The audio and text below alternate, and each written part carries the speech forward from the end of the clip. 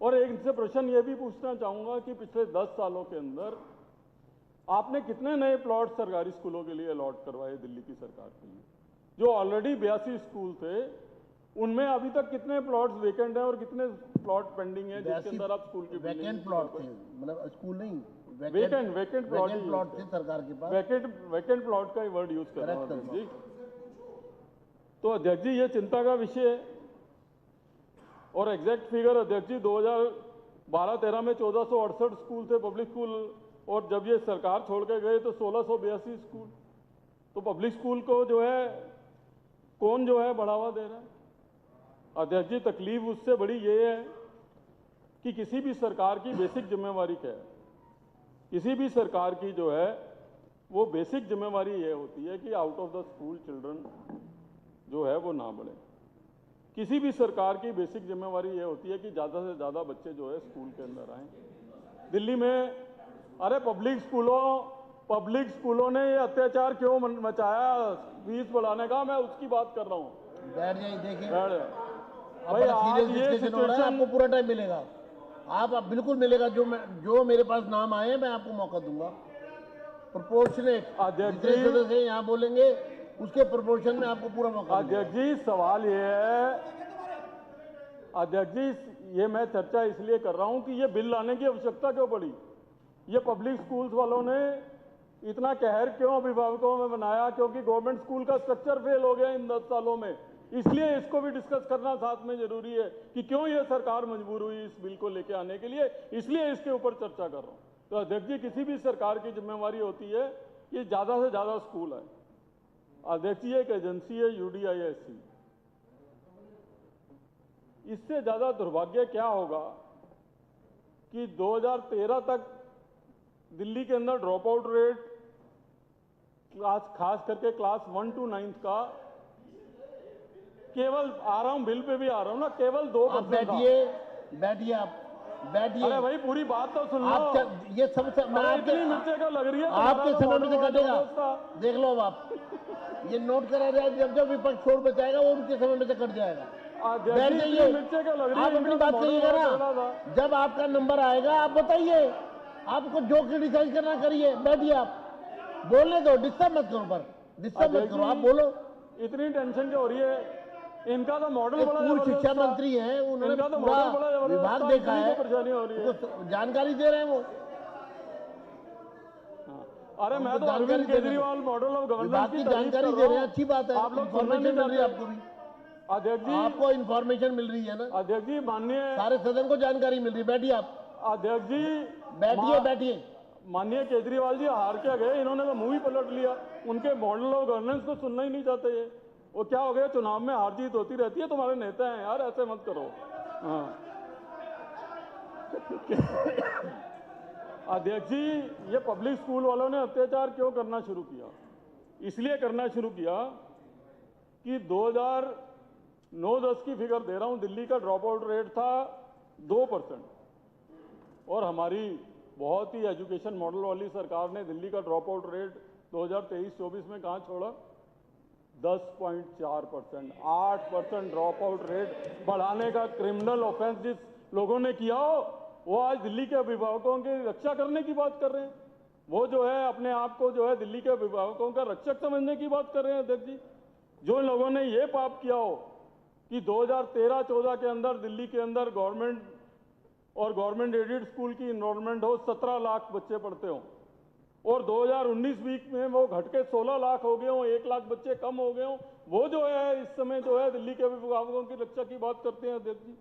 और इन सारे 10 सालों के अंदर सबसे ज्यादा बढ़ोतरी बच्चों की कहीं हुई हो तो 3,29,000 बच्चे पब्लिक स्कूल्स के अंदर बढ़े हुए, उसके जिम्मेवार जो है ये लोग हैं। आज पब्लिक स्कूल वालों ने अगर लूट मचाई है तो उसके लिए अगर कोई सबसे बड़ा जिम्मेवार है वो इनका एजुकेशन मॉडल और इनकी 11 साल की नॉन गवर्नेंस एजुकेशन को लेके वो जिम्मेवार है दिल्ली के अंदर जो है दिल्ली के अंदर बुलाने की। किसी कोई तो चीज ठीक की हो।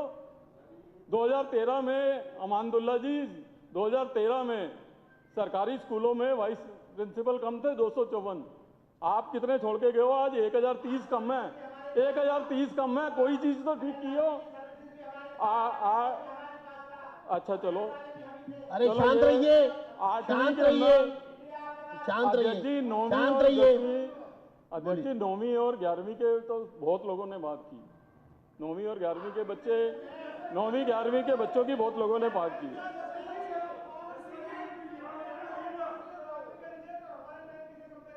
यार इतनी मिर्चें क्यों लग रही है? सुन तो लो यार, अपनी बारी में बात कर लेना। अगर कोई भी डिस्टर्ब करेगा, देखिए डिस्टर्ब करेगा, फिर मैं वार्निंग दे रहा हूं, डिस्टर्ब मत करिए। अध्यक्ष जी 9वीं 11वीं के बच्चों की हमेशा बात होती रही है। 2011-12 में मेरे तो भैया एक भी साबित कर दोगे तो मैं इस्तीफा दे दूंगा असेंबली से, नहीं तो तुम कर देना। तो या तो तुम कर देना या मैं कर दूंगा, बोलो अभी तय करते हैं। अगर मेरा एक भी होगा तो मैं कल इस्तीफा दे दूंगा, और नहीं तो तुम कर देना। इससे ज्यादा क्या हो सकता है? आप अपनी बात कहिए। हाँ ठीक है। तो 8वीं, हाँ मैं तो कह रहा हूँ एक भी दिखाओ, कल लो इस्तीफा, और ना निकले तो तुम दो। अरे ठहर जा भाई, ठहर जा, तुझे पता कितना बड़ा लीडर है तू। बैठ, रुक जा। हाँ तो रुक जा, तू ठहर जा, रुक जा, बैठ जा, बीच में इंटरफेयर मत कर। आराम से बैठो, तरीका नहीं है। अध्यक्ष जी इनको बाहर निकालिए, इसको बाहर निकालिए, वार्निंग देके। अध्यक्ष जी ये इसको बाहर निकालिए। उनको धमकी दे रहे हैं, उनको धमकी दे रहे हैं। मार्शल अमानतुल्लाह खान को बाहर लीजिए। हाँ जी बाहर निकालिए। तो बाहर करो, उठा के लेके जाओ, बाहर लीजिए।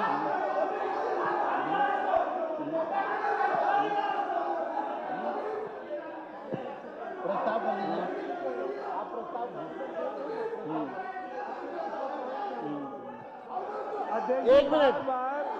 एक मिनट। अध्यक्ष जी इनके कार्यकाल में इतनी देर में तो सबको उठा के बाहर फेंक देते थे। बार बार इनके विपक्ष के सदस्य हमारे स्पीकर को ऐसे टॉक करते हैं। कृपया आप उनको बाहर करें, मैं प्रस्ताव करता हूं उनको बाहर करें। सदन की कार्रवाई 5 मिनट के लिए स्थगित की जाती है।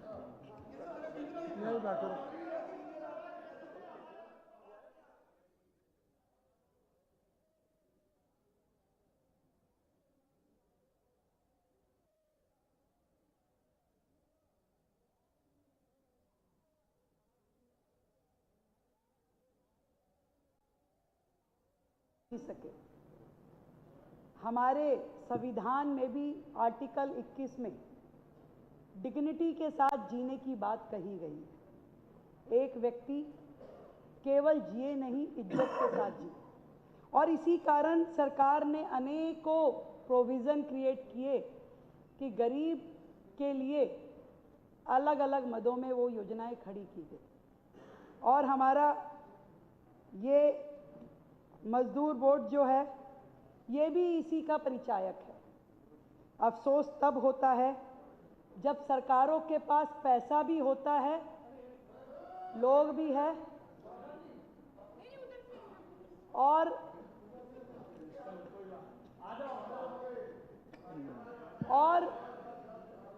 वो नियत ना होने के कारण काम ना कर सके। अभी विपक्ष के हमारे विधायक वीरेंद्र कादियान जी ने कहा 12 मदों में हमने काम किया, 5 ही में तो नहीं कर पाए, कोविड का समय था। रटे रटाए पहरा पढ़ रहे हैं पक्ष के नेता। मैं उन्हें कुछ कुछ बातें बताना चाहती हूँ।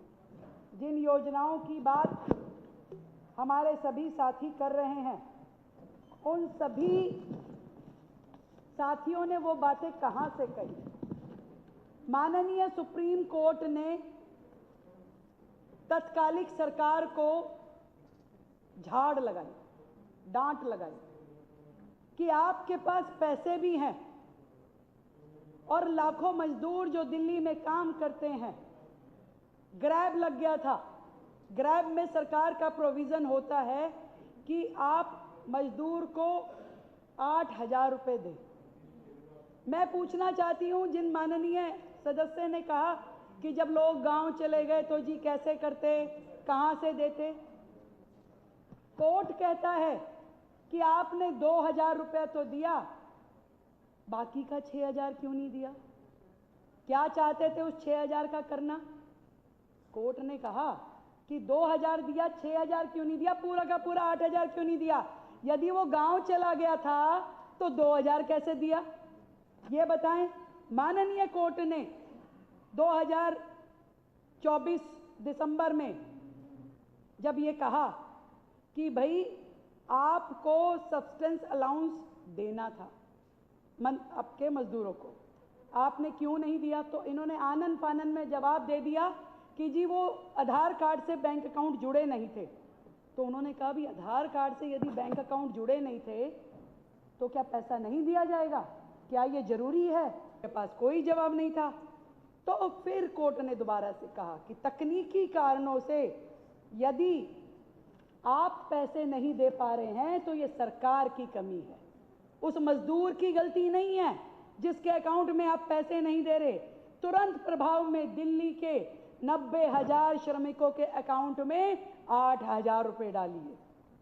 ये बात स्वयं माननीय कोर्ट ने कही। फिर कोर्ट ने